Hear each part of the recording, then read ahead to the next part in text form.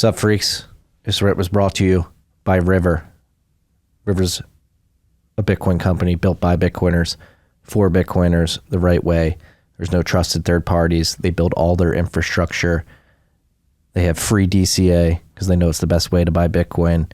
So if you want to buy Bitcoin, you want to mine Bitcoin, you want to send Bitcoin over the Lightning Network, you want to plug into their Lightning Network API. If you're a developer, they're building all these tools for you. They also encourage self-custody. Again, they're Bitcoiners. They want to provide an on-ramp for you and then teach you and encourage you to take control of your own Bitcoin. And they're doing this. It's a beautiful company. If you do hold Bitcoin on the exchange, you can know for sure, since they don't rely on any third parties, they don't lend your Bitcoin out, they don't speculate with your Bitcoin. Your Bitcoin is held in a multi-sig wallet with 100% reserves. Okay? So go to river.com/TFTC, take advantage of the no-fee DCA. You set up your dollar cost average. You don't pay any fees on those buys. If you're a developer, they have their Lightning Network Services API that you can build on. You can send over Lightning. You can mine via River as well.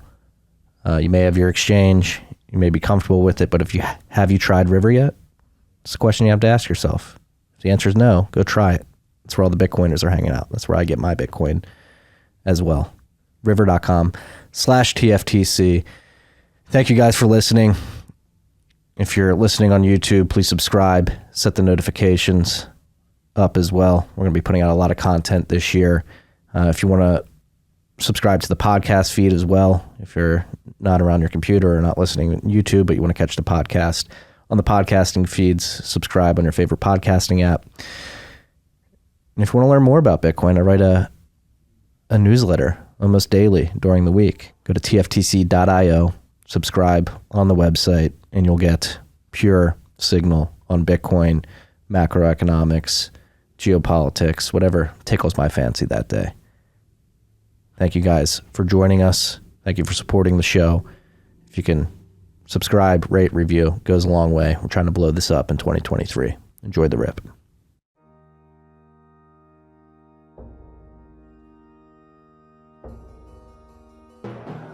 You've had a dynamic where money's become freer than free.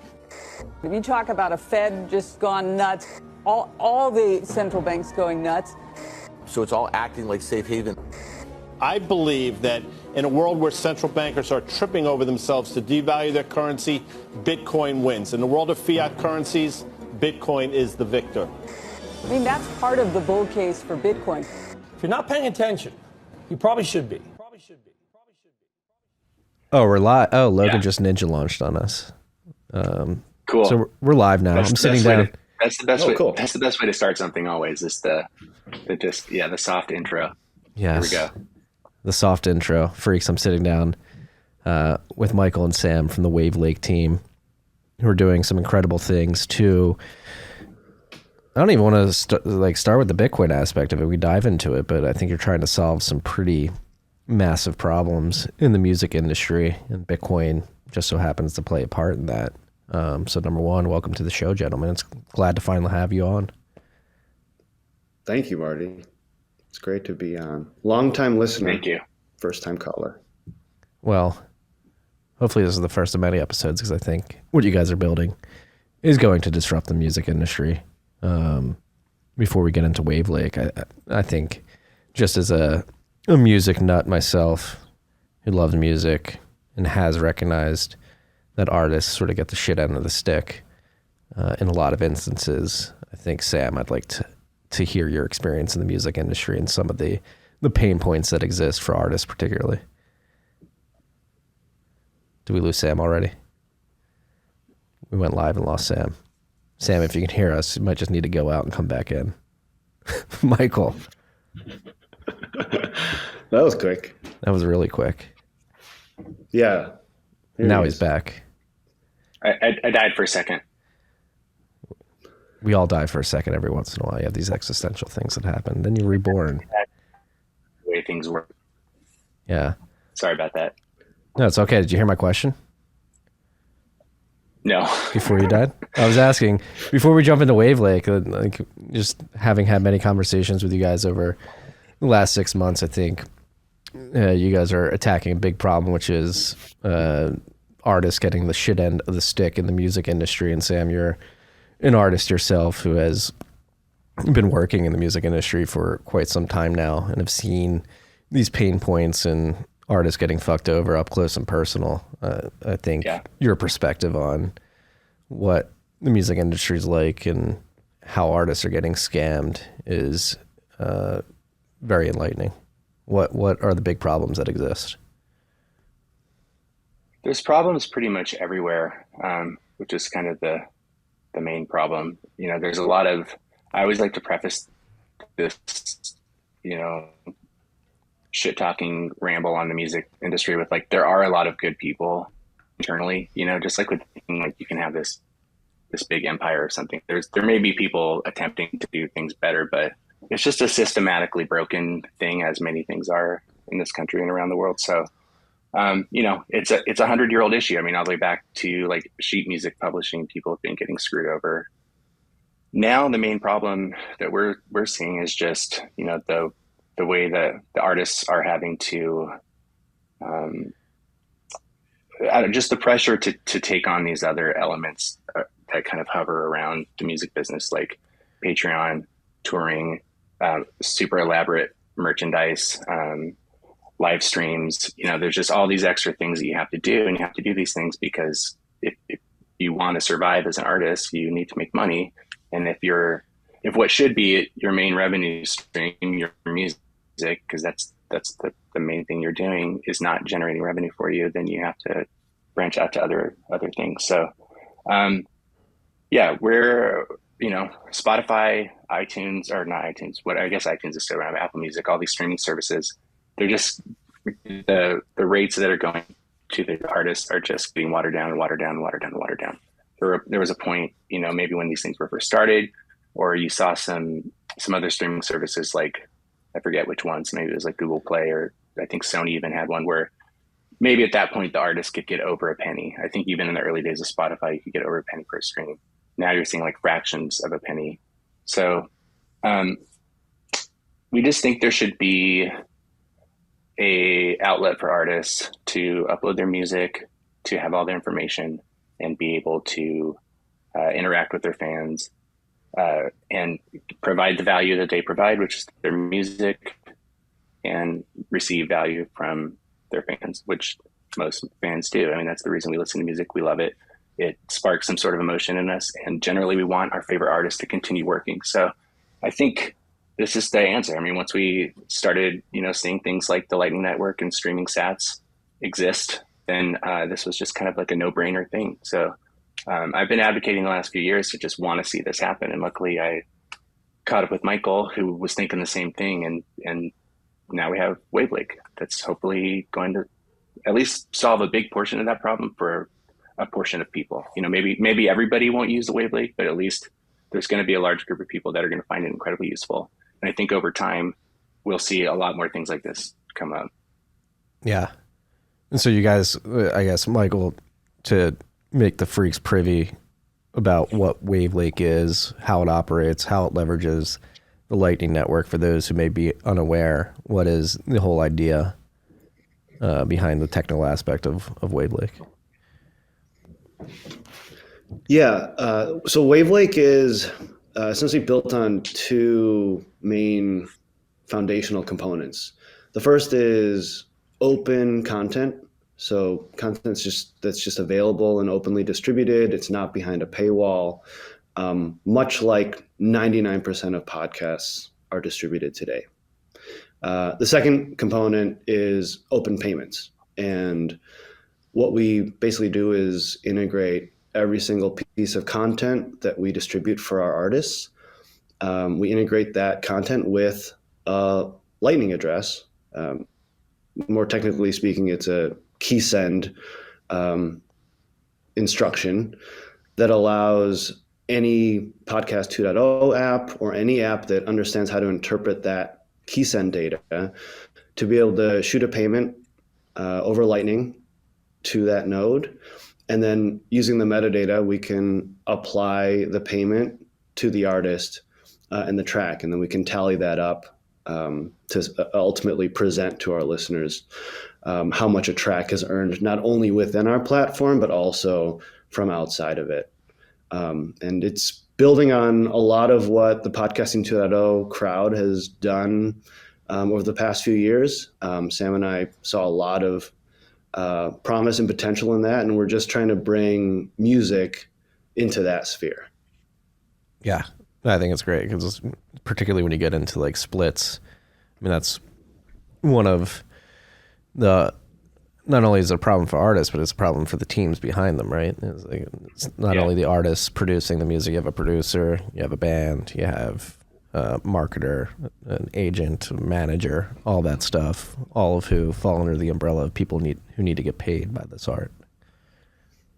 Yeah, that's why I think it's gonna be a good thing from top to bottom. I mean, we haven't activated splits yet. We're going to, and I think it's going to be a little bit of an easier solution than maybe we've seen in some of the podcasting splits, just because for the time being, the account is a custodial account, so you'll be able to manage the splits within the dashboard of Wavlake if you're the person who's uploading the music or the podcast. But yeah, I mean, right away, once we have splits, you'll be able to just assign, the drummer can have his split, the producer can have his split. And then down the road, once we start getting into even bigger problems in the industry, like publishing, royalty splits, copyright, things like that, then that's going to solve a lot of problems there too. Because, and I think it's going to be something that will ultimately be embraced by these other facets of the music industry, because it's going to save them a ton of time too, to not have to do this accounting, this quarterly, annual accounting, mechanical royalties, broadcast royalties, all these things. So I think it's going to be really cool. Well, yeah, let's jump into that. I mean, you guys mentioned how artists get paid from Spotify and how that's been getting diluted. You just brought up licensing and distribution on top of that. How do these business models work for these companies, for Spotify, for the people who control the licenses? How are they making money right now? How are the companies or how are the artists? The companies. Because I think that's important. Yeah, so I mean, yeah, it's an incredibly convoluted system. It's not even really a system. Each thing sort of has its own way of doing things, which makes it really difficult. And that's not only within like companies based in the US or artists based in the US, but it carries over into a global thing too. So if I, as an artist, had a song licensed for some product in the Netherlands, the way that those broadcast royalties and that licensing works is completely different than it works over here. So there's an example where that did actually happen for me, and I didn't even know it, but I had a semi-hit for a small European country, and I just didn't know, because there's no way to connect that really back to me. It's something that I have to seek out. So the way it works now, it's like it's a bit of a gatekeeper thing, I would say. Like, in order to maximize your access to your global collections, you have to sign a publishing deal. I personally have never signed a publishing deal. I don't really believe in them. But, a lot of people do, I guess, for good reason, because they might be able to maximize their collection. So maybe I'm leaving a bunch of, little scraps on the table that if over time those add up to a great sum. But maybe I get that commercial or that song placement in a movie or something. And if I control that, I get 100% of that revenue. I get the master side and the publisher side. So that's a huge benefit for me. So that's why I would never want to sell my publishing. But the way people do it is, so yeah, you would sign a publishing deal. It would be for a term, maybe for a number of years, and maybe for an amount of tracks. And the reason you would do that is because these publishing companies are the only ones who really have this access to, they're the only ones who really have like the access to all these individual things. So they go and collect the data on your behalf, and you in turn are giving up 50% or whatever your publishing side is. So, that's not going to change to some extent. We're always going to have record labels that own the masters of records. We're always going to have publishing companies that own publishing rights to songs, whether that's the artists who own it or if if it goes through something like through ASCAP or some other publishing company.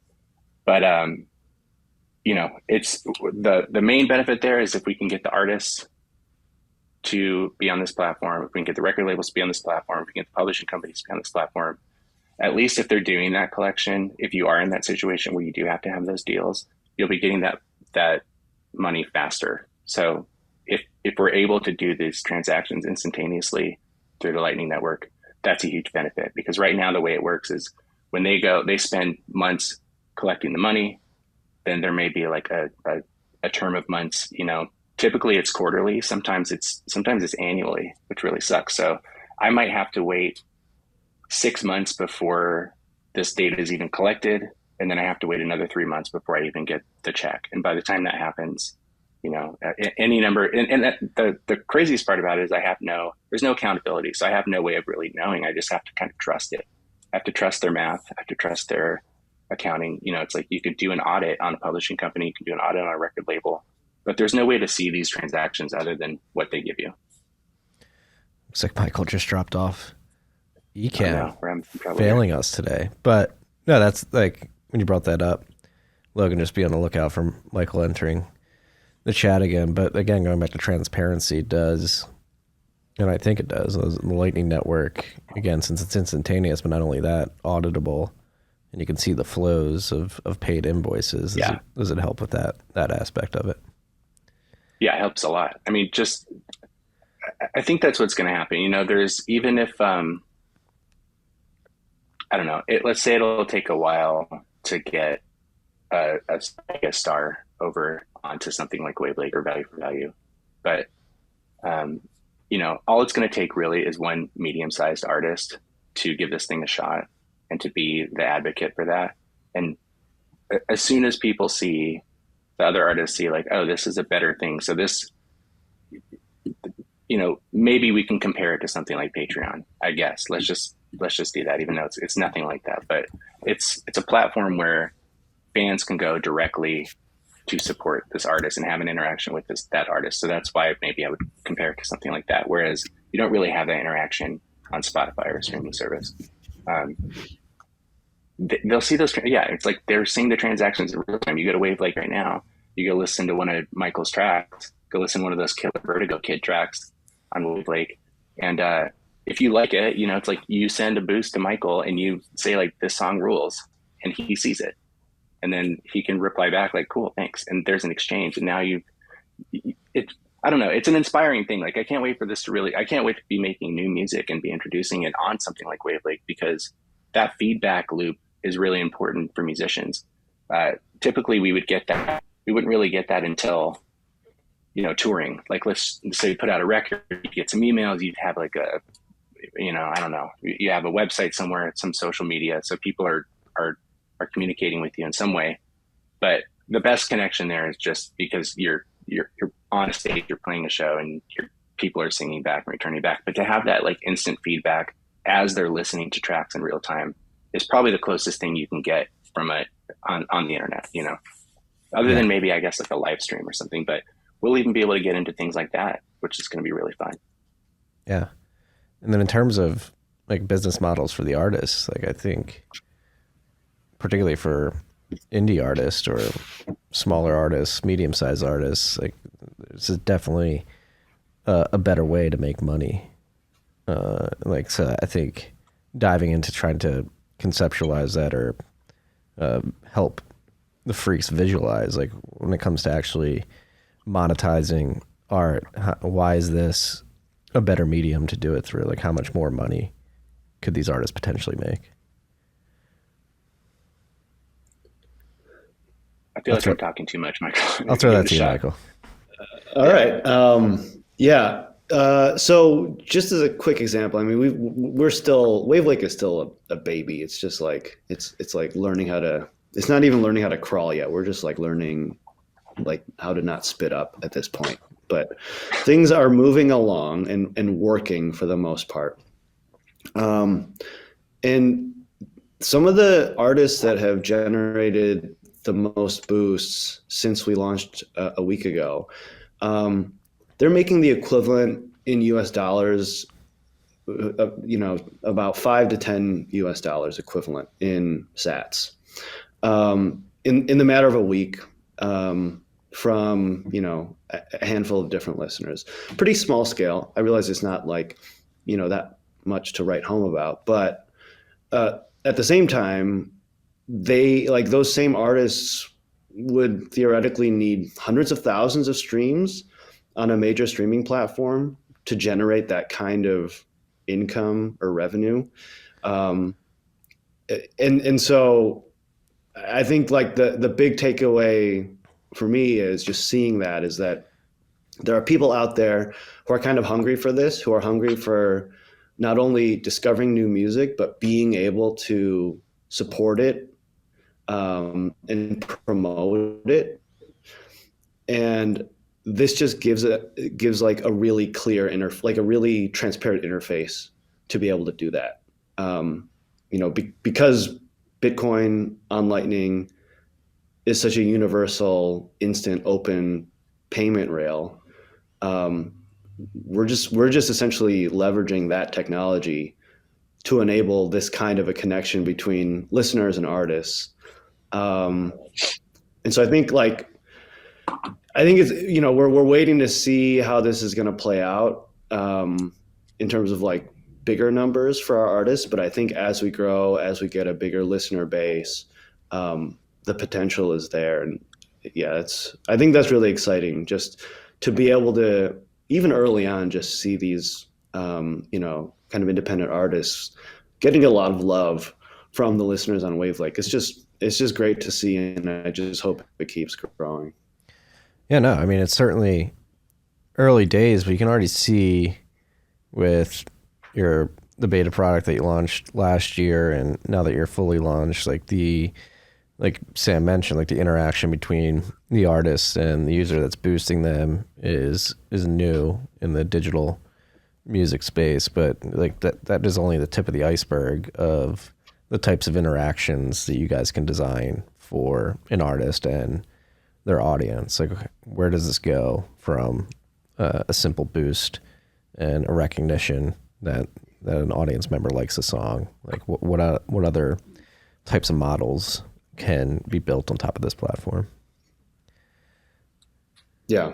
I mean, I think the obvious one will be, we'll be able to potentially really kind of everything. So we'll be able to integrate merchandise, I think, in a really effective way. I have a very strong background in band merchandise and e-commerce there. So that's something that's really on my mind. Concert tickets, like fan club type tickets, like there's a rule typically in every deal with a promoter where you get like a certain percentage. The band gets a certain percentage of the door to be able to offer their fans it through some other avenue that isn't a ticket company. So I used to do stuff like that back in the day. So let's say it's like 8%. So could do like, the first 8% of the door, these tickets could be sold and offered through with some additional value over something like Wavlake. Live streaming, absolutely. I mean, I think that there's a lot of really cool integration there where, again, same type of thing. Like, you might see today, you can have maybe you're live streaming on Twitch or you're live streaming on Instagram. In the last few years, live streaming kind of became a way for people to generate some revenue. I worked with a lot of bands that did that, but they were typically selling tickets to these things, and that model didn't really work great. It worked for a minute, like just because people were excited to be seeing anything.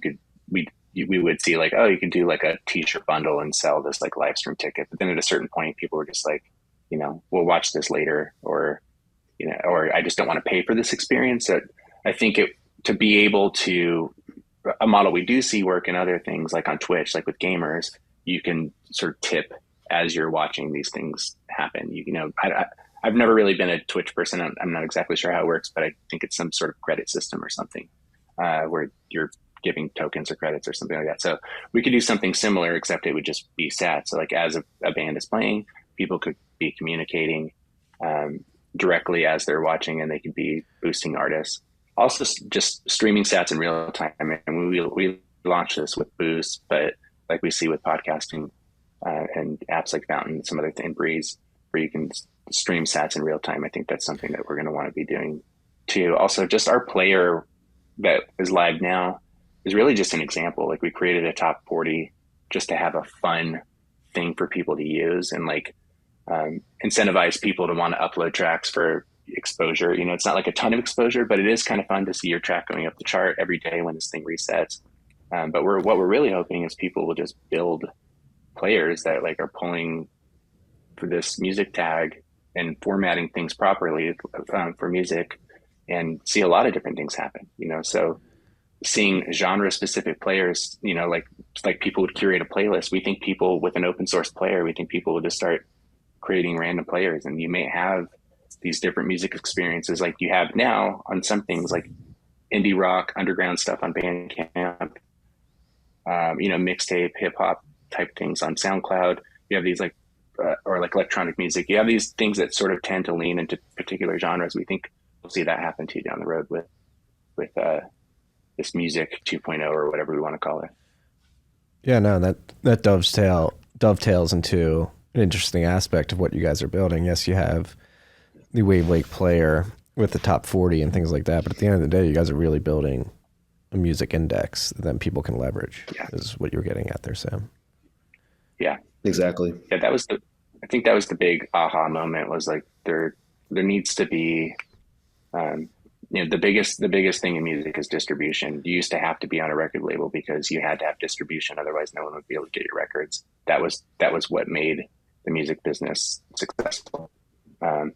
Aggregates to digital platforms are easy to find. You can go to, as an independent artist, you can find it, you can get access, but then those things were then sort of gobbled up by like putting pressure on streaming platforms from major industry to highlight tracks and playlists. And so like the idea of music discovery became something that was basically impossible to achieve unless you were on a major label. So labels always find some way to get this stuff just back into this package that works for them and doesn't work for anybody else. And I think that's you know, we're trying to make this an easy experience. We're trying to make this something that's going to be able to scale to normal artists that maybe aren't particularly invested in Bitcoin, or maybe they don't even know about it. Maybe they don't have to know about it, is really the idea. We want to just have something that's easy and works. But yeah, I mean, I think this is going to, this is at least a situation where as long as we stay true to the cause, which I know we're going to do because we're incredibly passionate about it, I think we'll have a pretty cool thing here where it's going to be difficult. You know, labels and publishers and people like that will be able to participate, but I don't think they'll be able to commandeer it like they have in the past. At least I hope not. Yeah. And so how does this index work from like a technical aspect? Sam, you mentioned the music tag, but what's going on the back end, Michael? Yeah, sure. It's a podcast 2.0 spec RSS feed. So we essentially just have an RSS feed for every album. That's kind of our basic unit for a feed on Wavlake. So if you have 10 tracks on an album, that gets generated into a publicly available RSS feed. And then in that feed, it's just like a podcast episode or sorry, a podcast, and each track is like an episode of that podcast. It actually looks very similar for the most part to a podcast RSS feed, except it's just got a little bit of extra data in there that indicates the track on Wavlake. And then when a Podcasting 2.0 app sends a payment to that address, then we just can, we can interpret that and then apply the payment to the correct track and artist. Yeah, so you guys are essentially building, if we're analoging this to Podcasting 2.0, you're building like the podcasting index, but for music. Yeah, we don't have something quite as robust as the podcast index. I mean, those guys have been working on that for a long time, and kudos to, like the whole team that's put that together and all the contributors to it, because they've got a solid index over there. So I think we're not quite there yet in terms of the interactivity from an application standpoint, but we do want to get there at some point for music. Yeah. And this is, I mean, it's a pretty big thing, right? Like to apply the podcasting over RSS to music, right? Because as we've been discussing, music distribution has been pretty siloed. And obviously RSS is this open source broadcasting mechanism. And it seems like distributing music via an RSS feed is going to be pretty damn disruptive. Yeah, I think we'll have a little bit. I mean, I'm already, I'm always like overly excited and think when people see this, they're just going to be like, this is the best thing ever. I'm going to use this. I'm going to stop using everything else. This is just the way to go. But of course, that's not the case. So I think we're going to have a little bit. I know we're going to have. I mean, it's come up a lot, and we're already. It's our biggest hurdle is like, how are we going to educate people to make them to make it click in their brains that like your music is already free. It's going to be a big line to cross for a lot of people, because I just don't think a lot of people don't think of it like that. They think my music isn't free. My music is on Spotify. My music is on Apple Music. It's on wherever. And I get paid for that. And they know that they don't get paid a lot. They know that their royalty checks might be, $12 or something. But at least it's just a mental thing where they're just like, it is behind some sort of a paywall. So I am protected in that way.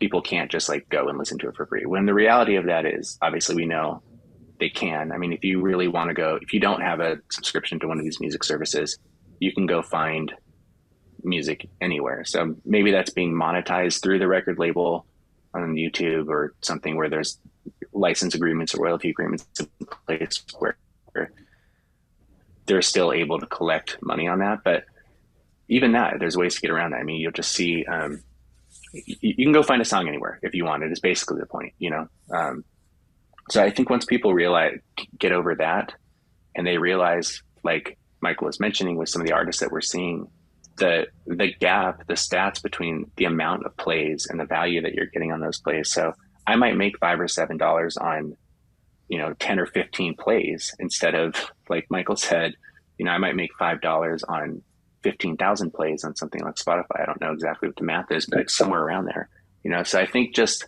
having those use cases out there, it's going to take us a minute to get some good examples and see that ramp up. But once we have some of those, once we have some that are, for lack of a better term, in like normie land, people are good use cases that are maybe outside of the Bitcoin ecosphere.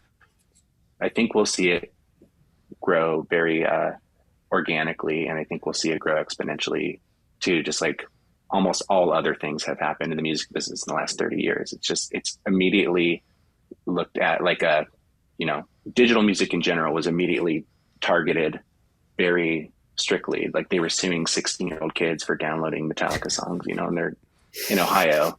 And then within 3 years, it's like you have streaming services, and it's like, it's fixed. It's like problem solved. Cool. Well, I guess we just fixed that. We didn't, so yeah, I think that's going to be a big hurdle for sure. I'm going to stop talking. Don't feel the need to stop talking. I mean, it's interesting along that line that, there is a pretty big movement. I don't know how big it is, but there's a vocal movement of musicians and artists who are fed up with, the streaming industry and just the lack of sort of accountability and rights that they have as artists, who are basically doing all the work to put all this content on these services, and they don't feel like they're seeing their fair share, which I think is a totally justified point of view. But at the same time, I've spoken to some of these folks about Wavlake, and yeah, there's some pushback about, like putting the content out openly, not having a paywall, and things like that.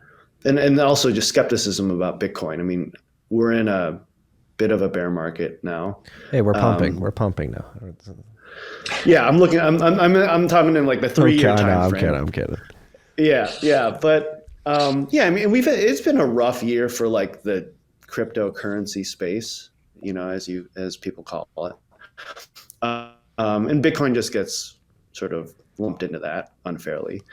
And so, yeah, I think that skepticism piled onto sort of how different this system, how different Wavelake's approach to music is compared to how traditionally it's been approached. That makes it a little bit of an uphill climb, but I think I'm hopeful that we're gonna get to the other side. Yeah, well, and we've talked about this in the past, and again, comparing it to like value for value in the podcasting world, and I think it definitely works there. Obviously, for No Agenda, Rabbit Hole Recap, TFTC, we're getting a lot of boost and all of that, and it's working well. But I think particularly for music, for artists, I think, yes, I'm a podcaster. We're on a podcast right now, and I love my work, and talking to gentlemen like yourselves and everybody else that's been on the show. But I'm not afraid to admit that people have much more of a spiritual connection with music as a medium compared to podcasting. Yes, they're maybe learning a lot here and getting enjoyment out of it, but there's something about music that really taps into our animalistic spirits and makes us feel certain ways. It's a different kind of value. I mean, I love podcasts because podcasts are primarily educational, so whether it's like some sort of, it could be storytelling where you're getting something out of that, but it's mostly an educational experience, I think, for people. Like, they listen to podcasts to learn something. And there's a lot of value there. And I think that's why it does work and will continue to get better. But I do agree. Music is incredibly special to people. It does things to people that really nothing else can. And I do think that it will scale a lot faster. I know there's been criticism even within, I mean, I have a podcast. I use, it's cool. I'm making more money through value for value than I would have ever made on anything else.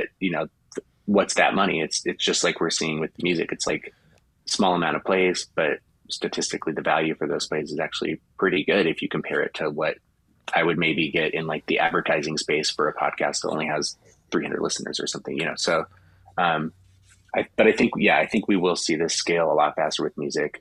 I think we'll see it. I'm really excited to see too, like just with publishing, getting rid of those paywalls for publishing platforms, being able to stream sats as you're reading articles. I'm really, really pumped for that. I know you have some experience with that too, Marty, with like the newsletter, and there's some stuff on your website too that had some of that stuff going for a while, right? You still do that?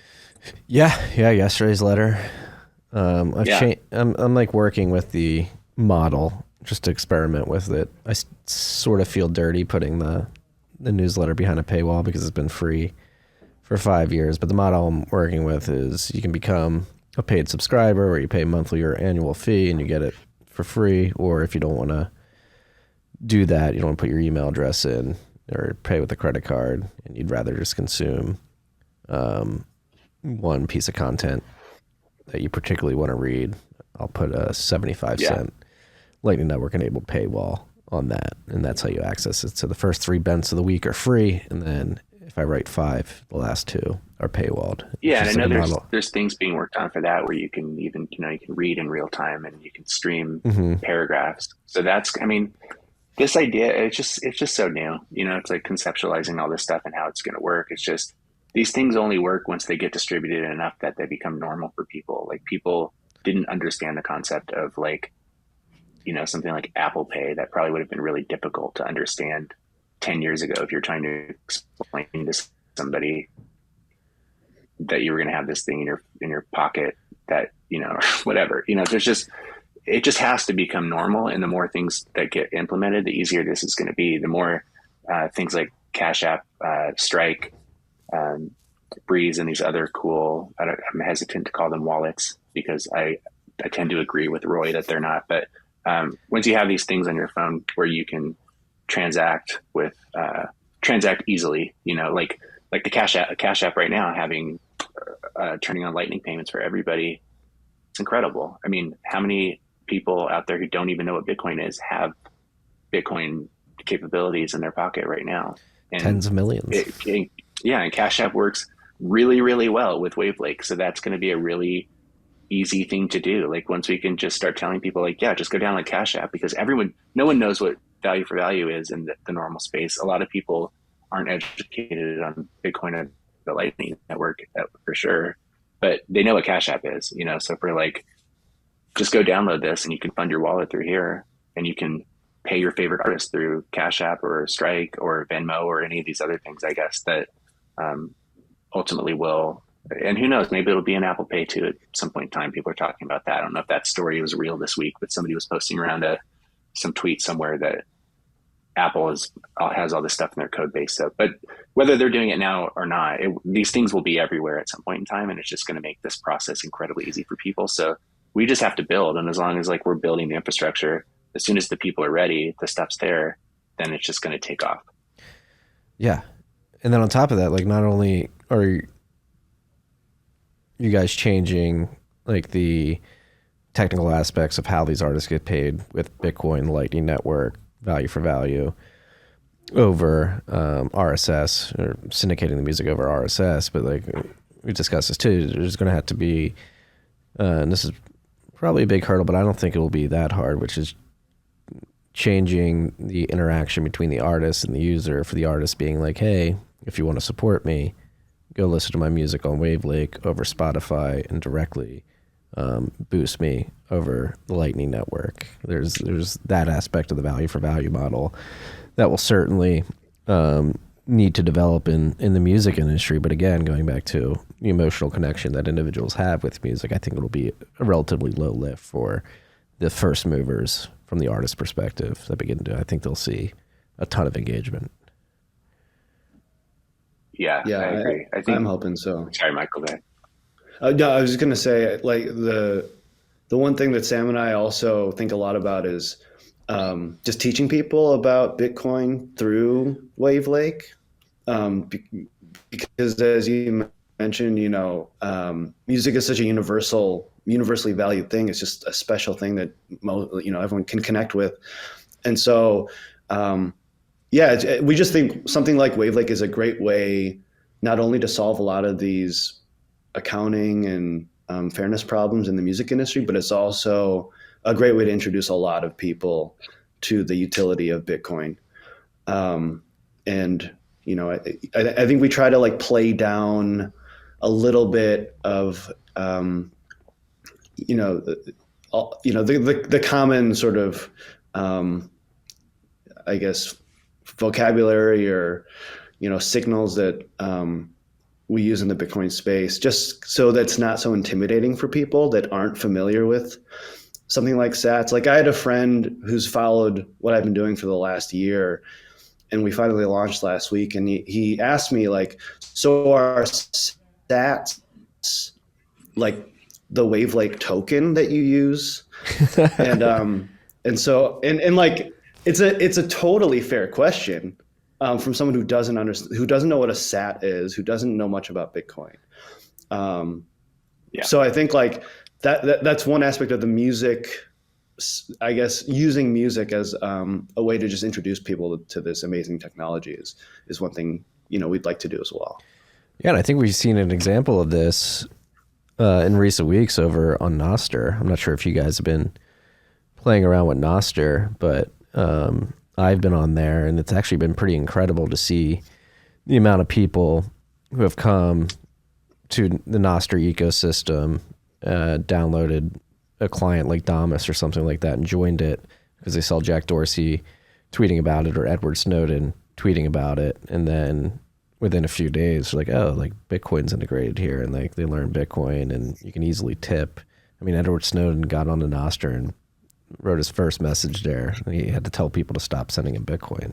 Like, yeah. Because they were just tipping him so much. You can like, and he just went on and people just started sending him sats because they really valued the whistleblower work he did in the past. And it isn't hard to imagine something similar happening to artists where they get on to Wavlake and they have a bunch of rabid fans who just start sending them sats.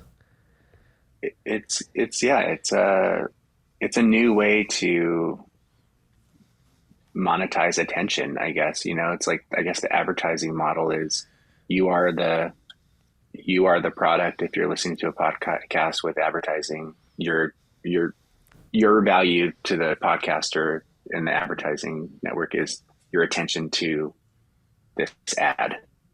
But that's the really cool thing is like, yeah, you can, the really fun thing about Nostr is you can just engage with people because it's just fun and it's new and it's not like flooded with people. It's like small still. So it's just very exciting to be able to go on there and engage with people, because even the people that normally like you wouldn't be able to have, like someone like Jack, like maybe you wouldn't be able to have as much engagement with Jack on Twitter as you could on Nostr, because Jack is just particularly jazzed on what's happening there. And he's just like hugging everybody and giving them the shaka symbol, and everyone's just super pumped and like excited. So, yeah, I mean, it's new technology is fun. It's exciting. And we're going to see that. I mean, I guess maybe that will level off as Nostr gets bigger, maybe like boosting as Wavlake gets bigger, maybe people won't be boosting as many sats as they are right now because they're just like really excited. Like we just had to increase the capacity for the boost because like I wanted to boost more, and I was like, I need to be able to boost more. I want to send more stats. Yeah, it's cool. I mean, and yeah, it's just adding more to the plate, but like all the fun stuff we can do with Nostr. I mean, I had to get Michael had, I think I jumped on there first. And so I just kept like sending him links and stuff like, hey dude, we gotta do some stuff on this thing. You got to sign up. We got to check this out. We got to figure out how to integrate Wavlake with Nostr stuff, because that technology, that's moving so fast. I mean, Will, got a major shout out to Will with Damas, because yeah, that's pretty incredible what he's been able to do in the last 30 to 45 days. Yeah, I mean, particularly with RSS feeds, like I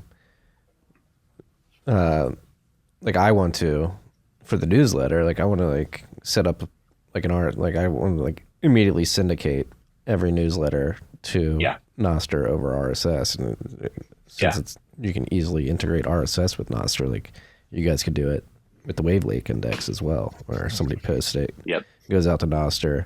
Nostr's got Lightning Network enabled tips included already. You just take the metadata of your users' Lightning addresses and you syndicate the Nostr. It's sort of like a growth hack for you guys, I can imagine. Yeah. Sam and I have been talking about interoperability is nuts between all these platforms. Just to be able to connect it all simply is miraculous, actually. Right. Yeah, we've been talking a lot about ways that we might be able to like integrate with Nostr, potentially publish feeds through it, potentially like link payments to tracks that all trace back to, events in Nostr. I think the identity aspect of Nostr, like the private key, way of proving identities, has a lot of potential outside of just, messaging. So yeah, I'm pretty new to it still, but I did see the Hug Train this past week. I was able to catch that, which is just great to see. But yeah, it's the more I learn about it, the more I see a lot of opportunity there. Yeah. We're going to have a TFTC relay here by the end of Q2 2023. I'm putting that timeline on myself. Not going to rush into it. I can't build it, so I'm depending on others to build it. But no, it's fascinating where this can all go. Like Nostr, it seems like it opens up just like a whole, like you mentioned, new world of interoperability and just really supporting and emboldening and equipping independent content producers. Would be somebody peddling a disgusting newsletter like myself, or artist putting music out there. It's really going to be fascinating. It's crazy the technologies that we have at our fingertips right now that are being enabled by like open source data distribution and open source money. It's going to be fucking incredible. Yeah.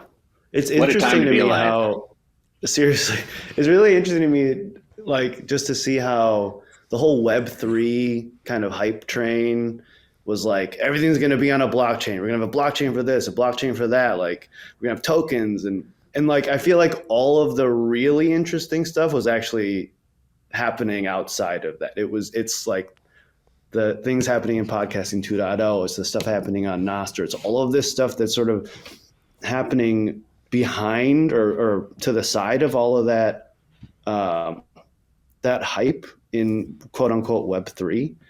And I think for the people who are sort of paying attention to that, like we're able to see that this is where, like, I think all of the innovation and the advancement is going to happen. Yeah, all this shit with value. I mean, I wrote a newsletter about that early last year when the Web3 meme was really blowing up. It's like, these people have it completely wrong. Blockchains don't really make sense for any of this. What you're going to do is just combine a bunch of open source technologies and using podcasting 2.0 as the proxy, like RSS and Bitcoin over Lightning. Boom, combine them. That's Web3. Direct peer-to-peer monetization of podcasts. Wavlake. Boom. Distribute music over RSS feed. Combine that with the Lightning Network. Boom. Peer-to-peer music monetization. Nostr. Let's spin up a bunch of relays that communicate via WebSocket, and then you can inject Bitcoin into that. Boom. You have distributed communications technology with that, a bunch of crazy clients UI, different, very unique experiences can be built atop of. You don't need an A16Z backed token to do any of this. Right. We're building a real foundation here. That's the difference. Just everyone's had a different journey with this, but some have been similar. Where you've gone through like these different phases throughout the technology. However long you've been a Bitcoin, or however long you've been paying attention. I've been paying attention for a while, and I think that's what really ends up getting the Bitcoin person in the right place. Is there's so many distracting things over the course of that journey that you're taking, but there's one true consistent thing. It's like, oh, I see when at the end of the cycle, or at the end of the day, and all these things collapse, like what's still here, like this foundation is still here, and the foundation is just getting stronger and stronger and stronger for every one of these cycles. So it's impossible after a certain amount of time to not see that. And I think that's why this is happening. It's like why we're seeing the Lightning Network from the first Casa node that I set up down here in my basement in 2018 or whenever it was. I can't remember, whenever those came out.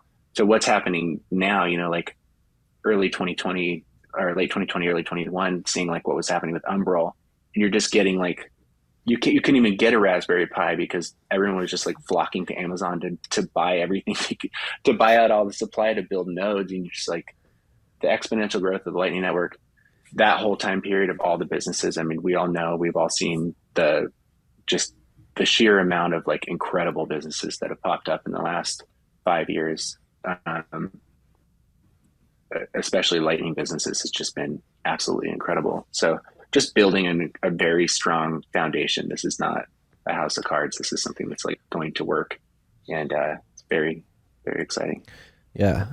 No, and I think Wavlake particularly is very exciting because, again, going back to music, massive market, massive emotional connection for people. Like, I think if you guys are successful in sort of tipping over the domino of artists really getting hooked into this model, it could be massive for adoption and just awareness of Bitcoin. For sure. Yeah, I'm happy to have this thing out there, because we were talking about this a little bit yesterday, but there's just so much potential with all of this. It's hard to know where to start, but you have to start. So now we've at least done that part. We've gotten over the hurdle of like just getting a product out there, and now we can just get to work. So I'm really hoping to see, I mean, it's weird because in a lot of most companies wouldn't want to see a lot of competition pop up. They'd want to control that, but like, we really want to see this grow. We're hoping that we're just the beginning of what we see happen with music and Lightning and RSS and just all these, and Nostr and all these things. Like, I hope there's just like a flourishing community of these things start pop up in the next 12 to 18 months. Yeah.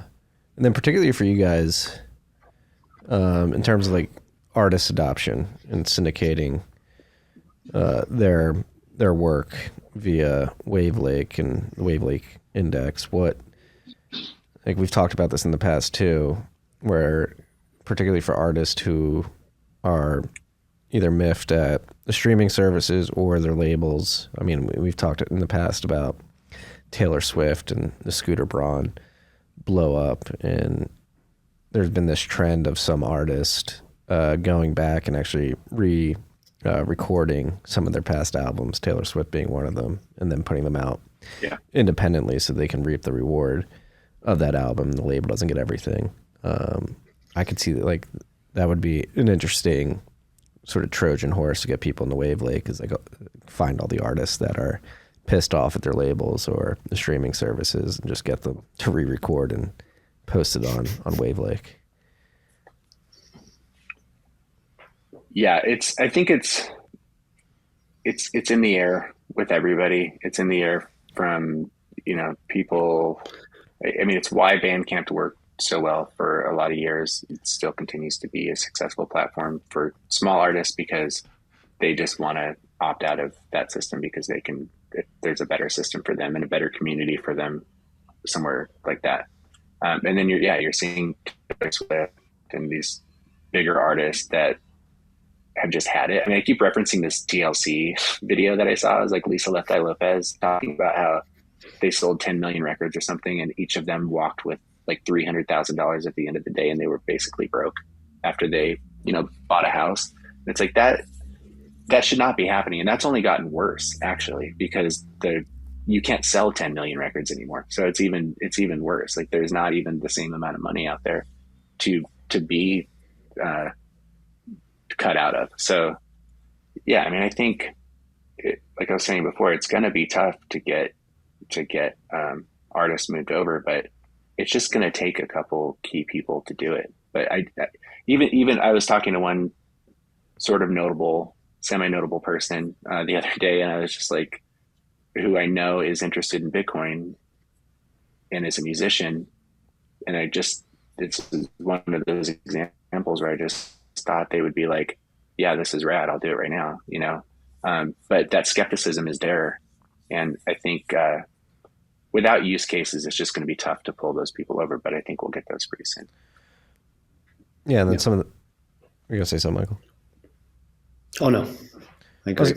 I was going to say, like you were saying, you're still learning how to spit up properly, but I imagine for the artist too, obviously distribution is a big thing. So you guys need people to build popular players on top of the index, like apps that people can download. Sure. That's going to be a major milestone to actually have more things out there. Yeah.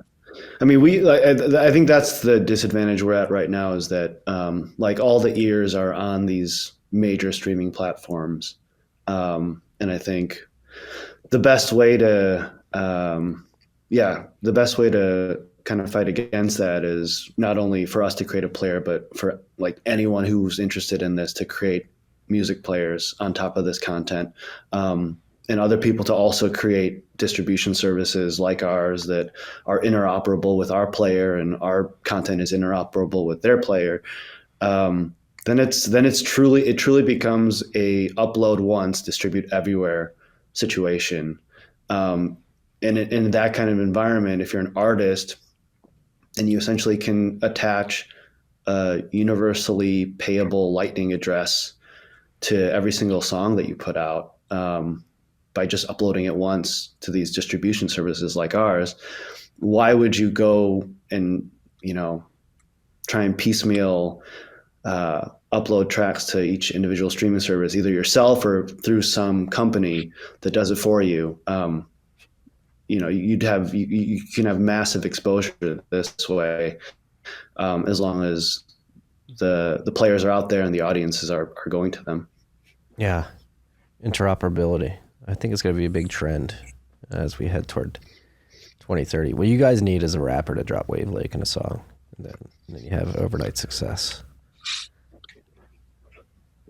I'm keeping my fingers crossed. It's going to happen. I mean, that's how Cash App went viral. He started in the inner cities and they didn't go to rappers and say, drop us in your songs. They just started naturally happening. I could see a phenomena like that happening in this area too. I dropped my track. We're already seeing some small community things happen, and that's going to be really fun when we just start being able to foster these just all different types of communities within music. It's going to be really, really cool to see. Yeah. How have the like the B2B conversations been going? Like you mentioned publishers, they're a big aspect of this, like license dealers and stuff like that. Like you said, it could potentially make them more money as well. Have you really convinced any of the players in that part of the industry to seriously consider this? No, I think we're like a little hesitant to even try to show Wavlake too hard yet. Like I just want to see some more.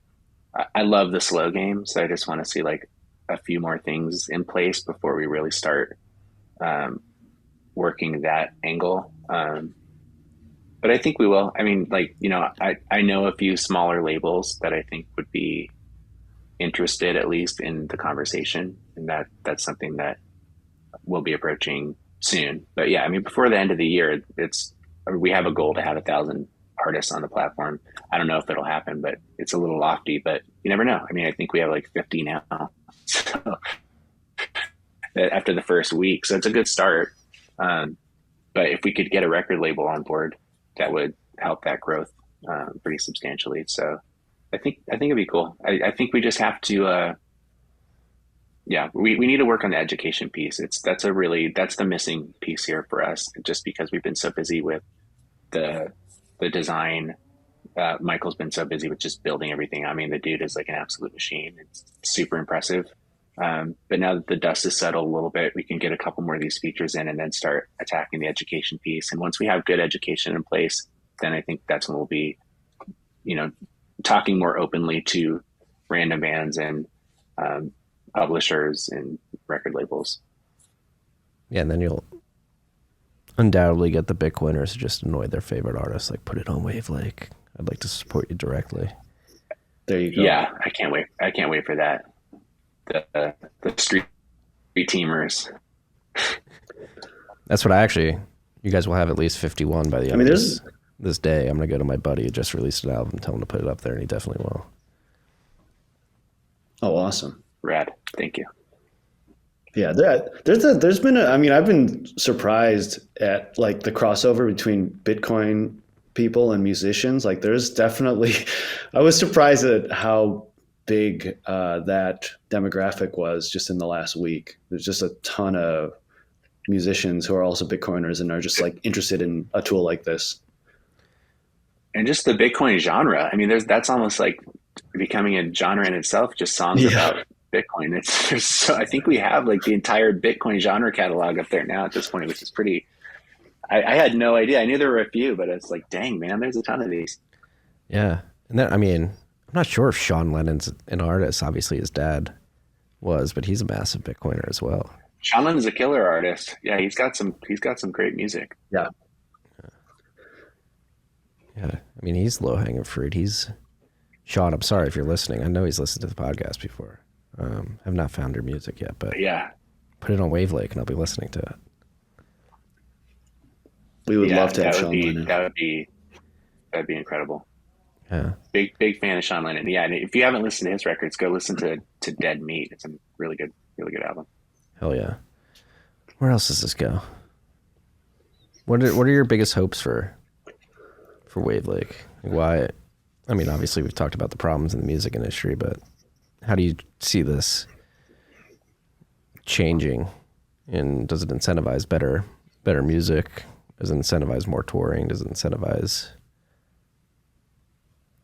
more interactions with the end user? I'll just go really quickly, and then I'll let Michael jump in because I'm just like talking way too much today. But I think just having a low pressure experience for the artist to be able to monetize without the need to think that I have to, you know, if you have a Patreon or something like that, the content that you have to generate to keep up with that commitment for your subscribers can be a huge burden. The burden of having to go out and tour or having to front a bunch of money for super unique merchandise items or things like that. It's a lot. All that stuff's a lot to bear when you're an artist and you just want to like go make some music and do what you love. So I just hope to eliminate a lot of that pressure and for people to just be able to comfortably make music. And in return, I want to have a very seamless experience that can be really engaging with the artist and the fan, because that's, in my experience as a musician, I've always attempted to put that as a priority, that fan connection, and it works really well. I've seen firsthand like how well that can work. So I want to be able to achieve what you might be able to achieve through a concert, or, you know, signing stuff at the end of the night at a merch table, things like that are super important to have that fan engagement, and that and create that special situation for a fan. Want to be able to replicate that in some way through Wavlake. Yeah. For me, I mean, one of the reasons that I started Wavlake was selfishly because I just wanted to find cool new music that I like wouldn't find through the major streaming platforms. I think I was just kind of, I wasn't really happy with the recommendations and the playlists they were making for me. And I just felt like I could just tell it was made by a computer, like the playlist that I was being recommended. It just felt like, you know, oh, you're just identifying the traits of the songs that I listen to a lot, and you're just matching it in some algorithm and then sending me more of that stuff. It's not like you're thinking about, hey, if you like this, here's something like completely off that track that you might like too. It's like a friend saying, you know, just recommending some random band or artist to you. Like that's what I was sort of missing. And so I don't know, I hope we're able to foster kind of a new era of better music recommendations, powered by sats, you know, like using sats as that value signal, that true value signal for music that people really love and enjoy and want to promote and support. Like I would love to see that really grow and flourish. And yeah, just if, you know, if people around the world are more easily able to discover music they love, and like I've been hearing stuff the last week that like I never would have come across on a streaming platform. And that's just been every morning I just check like who's uploaded stuff. I'm going to listen to that. And there's a lot of great music that people are uploading that, you know, it's just awesome to experience. And so I just hope that continues, and like that more and more people can have that same experience. Yeah, and I thought about this on the written content side of thing. So like what we're doing at TFTC with our BTC Pay server, Ghost integration, we're adding more payments too. But like I think we can compete with Substack on the curation model, and you can create these really unique social graphs based off of sats flows. We can do like sats flows per listen. Like there's like you can get like very strong signals. Like yes, somebody may upload it, it may only get 10 views, but if those 10 views produce 100,000 sats, like, oh, this may be a good song you want to do, is you can use that signal to like populate like some curation. And then on top of that, if you do let's say you like integrate Nostr pub keys as an identification tool, and then you begin to create these social graphs of different songs that people with those pub keys are liking, and then you can have like a trusted circle. Like I want to know whatever they're liking and how much they're boosting to see how much they like. There's so many creative things that you can pull out of this from a curation perspective. Yeah. Yeah, that's another fun thing too that we're hoping to do is incentivize bands to share music. You know, it's like if I discover a really cool song and I want to like put it out, if I was say I share it on Nostr, that'd be really cool to be able and people. I mean, I think similar to what you could do at one point on Sphinx. I've had a little bit of trouble with Sphinx lately, unfortunately, so I haven't been able to use it as much as I did when I first heard about it. But I know at one point in time on Sphinx, you could share like a clip. And if somebody listened to it or boosted from that clip, you would get a percentage of the boost to happen. We want to do things like that too. You know, like if you're just have a whole army of kids out there like sharing cool songs and like making sats back from that too. Like that's going to be really to just incentivize that circular situation for everybody, I think, is going to be a huge part of it as well. Yeah, you can like Mechanical Turk, like Rap Genius or something like that for like lyrics. Yeah. Like somebody's like describing what the lyrics are, and like other users can tip them for that. Yeah, that's awesome. Yeah. Michael, in terms of the technical aspects of this, what are some of the hurdles that you're experiencing building on Lightning?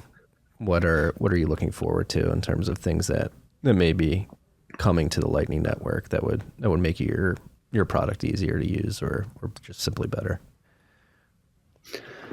Yeah, I think the big one that Sam and I talk about a lot, I think about a lot, is custody.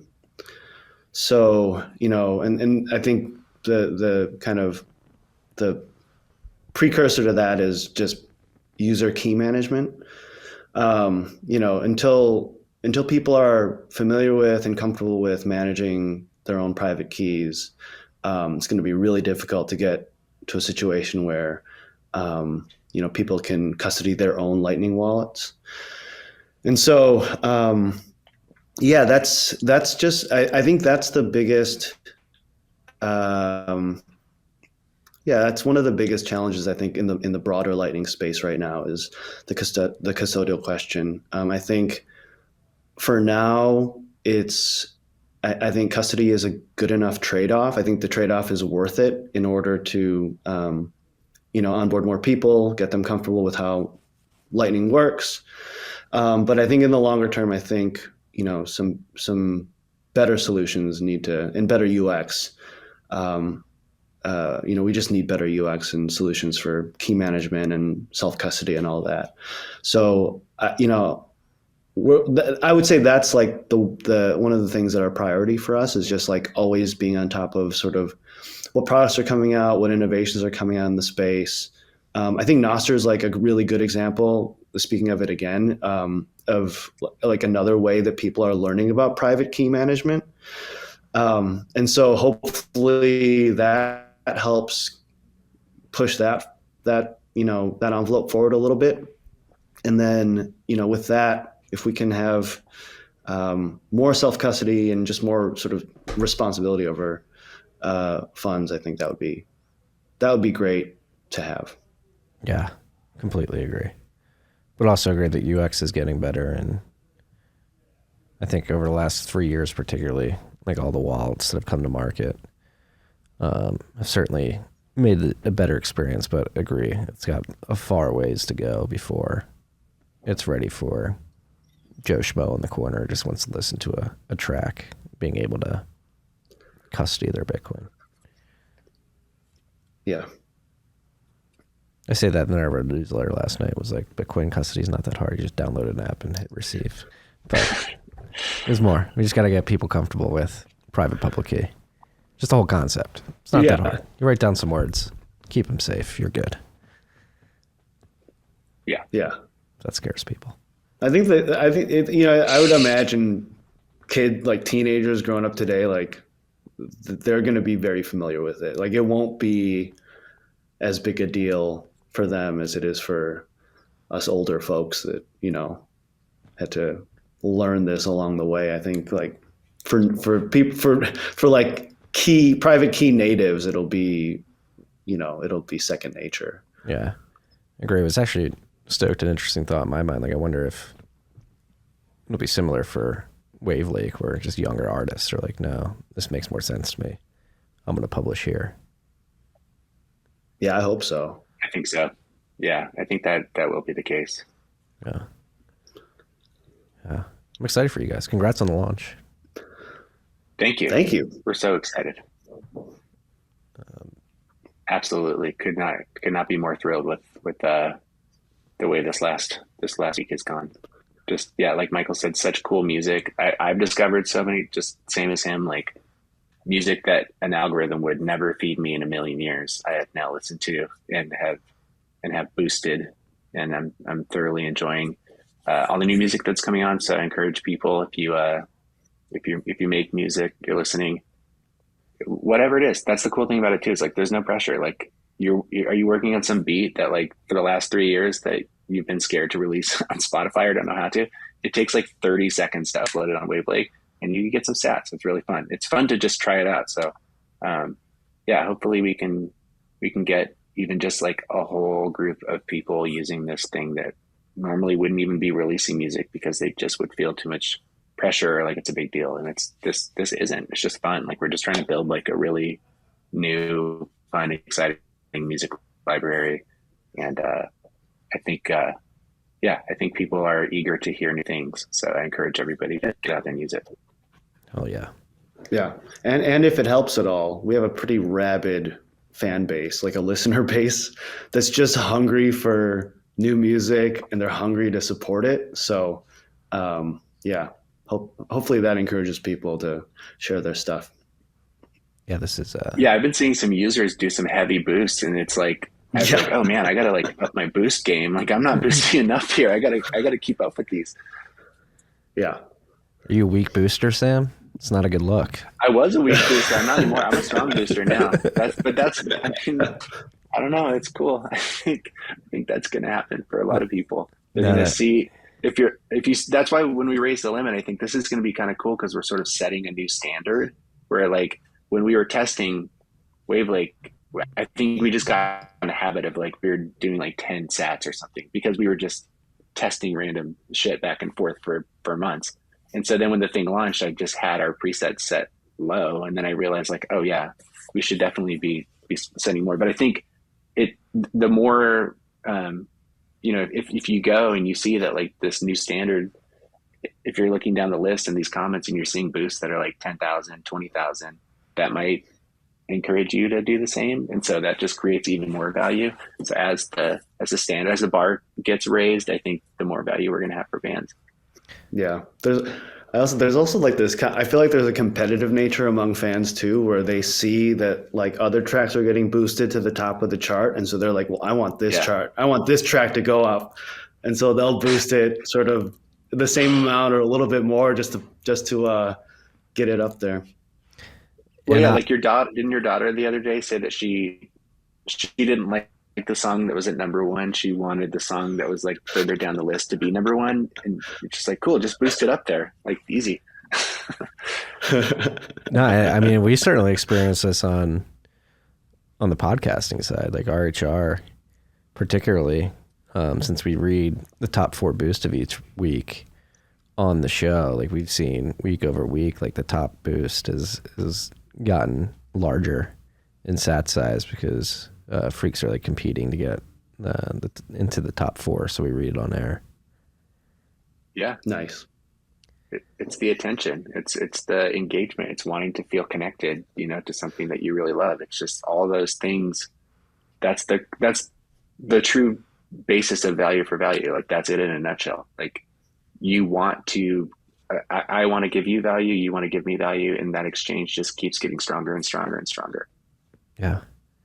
It's a beautiful thing. It's a fun thing to be a part of. Do you guys ever pinch yourselves like, oh, I feel like I'm on the cutting edge? Oh yeah. It's ridiculous. It's totally ridiculous. I can't believe that I even have any part of this at all. What about you, Mike? How's it feel for you? No, yeah. It's crazy. No, it's totally, I mean, being on your show right now is like surreal. With the I see the logo and the banner around here. It's, but yeah, it's been an amazing, I don't know, year and a half since, trying to like just attempt something like this. And it's the weirdest thing is I had an interaction with Sam on Sphinx before we ever like knew who the other person was, before I barely knew what value for value was or, how Lightning worked. And one of the first things I ever did on Sphinx was like, look for music. I happened to find Lightning Store music, which was like the only thing I could find. And I think I accidentally boosted like 1,000 sats or something. Like, just had no idea what I was doing. Hey, yeah, no problem. And now here we are. So, yeah, it's been an amazing trip. And yeah, I'm so excited to see where this goes. Yeah. Well, that's probably something we should have touched on at the beginning of the episode is like Sam, like you're like recognizing that Sphinx you saw for podcasts, and you're like, I want to put music on here, and it's sort of Yeah. This is just proof of like perseverance works out there, kids. You want to see something happen. I've been screaming on Twitter. I think the lightning store, I think today actually is 2 years. I just got like a notification on there that I have my Twitter birthday or whatever. So yeah, over the course of 2 years, I think I heard Paul on here. It was like one of the most inspiring things I've had heard ever. I sent it to a ton of people. I was like, this is like gonna change the world. Like this is crazy. Like everybody, let's go listen to this. Like listen to the possibility, the potential there. I immediately figured out how to create an RSS feed on Podcast 2.0, got my music, created this like lightning music store. And then from there was just like, this needs to happen. Let's do this. Like I don't know how to build anything. I'm an idiot, but like somebody do this, somebody figure out how to like make this work for music. Cause this is incredible technology that no one is taking advantage of. No one's taking advantage of this yet. So yeah, we say it's kind of serendipitous. Like he stumbles, he's thinking the same thing probably after listening to the exact same interview, stumbles upon this in his quest. Like I just happened to have been there, and now we own a business together that is doing exactly what we were searching for 2 years ago. So it's really, we've said it's serendipitous a lot. I mean, even the first time we met, it's just kind of hilarious. Like I think he thought I was Keon from Stacker News. Like we had some panel we were watching, and he's like, "Oh, yeah." I think maybe I had a little bit more of a beard at that point or something. But yeah, I just think these things. It's important. I know, in the grand scheme of where this is going to go, we're playing an incredibly small part, but just to be able to be a part of it at all is absolutely, it's an honor, really, truly. And I'm just excited I've been trying to find a place in this world for a long time. And I'm so happy to have finally found a spot to be able to do something that's going to help. Yeah. No, I mean, number one, I'm very happy that the Paul Toy episode inspired you guys. It's weird to think that interview potentially led us here. No, big time. It's crazy to think. But then number two, I think particularly in Bitcoin, like scratching your own itch is like the best way to get to like success in the industry. Like for me, it was... I had a bunch of family members and friends who were like trying to learn about Bitcoin. I had no resource to point them to. I was like, all right, I'll start fucking writing about it for you. And that's what dovetailed into this. And then for you guys, like, I want to see music on like a podcasting 2.0 like system. And then, all right, nobody's building it. I'm going to scratch my own itch and go build it. Like, I think that your story particularly highlights the nations of this industry. Like, if you want something, it may seem daunting, but you can go fucking build it. Like, if not you, then who? Yeah, and even if you don't know how, I mean, I have no idea how to build anything, but just like the sheer motivation of just wanting to see it happen has led to this. So it's just the drive. I think that's the coolest part about this, and why we've seen so many incredible Bitcoin companies start, because it is so overwhelming, and there are so many things to do, but if you as an individual take what you're passionate about and what you're, like your part, like what's my role here? Like I'm signed up. Where do I, what do you need? Like in any situation, everybody has the things that they're really good at. So this is one of these incredibly rare experiences in the scope of time of all time where we're able to potentially change the way kind of everything works. So everyone is going to eventually be able to play a role here and use their abilities to everyone's advantage, so whether it's music or journalism or broadcasting or banking or whatever. I mean, everything is going to shift into what it's going to be a better situation for Earth. Yeah. It's a beautiful thing. It really is. I'm pumped to be on this journey with you guys. That's the best part about doing this show. Yeah. It's fun to be here. Everybody's just so jacked up about what they're doing. so jacked up. I'm gonna say I'm jazzed again. That's my favorite thing to say. I'm just so jazzed. As long as you're not doing I'm trying to jazz bring that back. fingers. No jazz hands. I'm just trying to bring back that term jazzed. It's pretty it's a good one. Jazz to the tits. Old timey terms are gonna come back. Yeah. So where can people find more about Wavlake? Wavlake.com and at Wavlake on Twitter, Instagram, I guess. There's not much there. But, and it's anyway, wave. At Wavlake. Wave like a wave file, not like an ocean wave. That's a good thing. Yeah, wave. Yeah, so a couple people have referred to it as Wavlake. I'm here to let everyone know it's Wavlake. Wave is a music file, WAV. So that's WAVLAKE.com. Yeah. Go check it out. If you want to listen to more music, new music, you want to support artists, it's the best way to do it. If you're an artist looking to engage in a new monetization model, this is the best way to do it. I think. What should we leave the freaks with? Words of wisdom? I know we just waxed poetic for a bit, but I'm sure we can get a little bit more out. But give us some closing words here, Michael. I don't know. I think I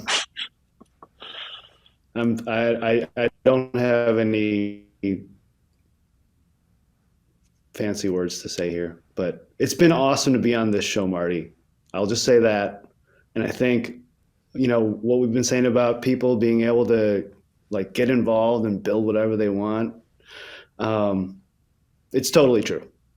Like if you see a need for something, if you want to get involved in some way, like people are really encouraging, supportive. So yeah, definitely would say if you're even remotely thinking about doing a little something in the space, go out and do it. Yeah, and I'll reiterate, it's something I said on Twitter the other day, but it's so true. I mean, it's like, don't be afraid to ask stupid questions on this journey, because this is so new for everybody. Even people that know what's going on, or think they do, still have a lot of questions because there's just so much to uncover still. So I would say, yeah, if you're interested in, especially Lightning, Nostr right now, as we've talked a lot about today, like go check it out. It's super fun. And if you're confused or intimidated by it, ask questions. Everybody is here to help. Some great advice. There are no stupid questions, especially in this space. Yeah, exactly. You'll find that even some of the smartest people in the space don't have answers to the questions. Yep. That's what makes it interesting. There's a lot to learn. There's a lot going on out there. Yeah. Well, gentlemen, I'm going to go recruit your next artist to the Wavlake platform. Thank you so much, Marty. This has been a blast and an absolute honor. Really appreciate it. Well, yeah. Thank you. The pleasure was all mine. Again, like I said, this is, I get to talk to people that are jazzed up about what they're doing and building really cool stuff. Yeah. So it's catching. The pleasure is all mine. All right. Go enjoy the rest of your Friday. And we'll wrap up. Peace and love, freaks.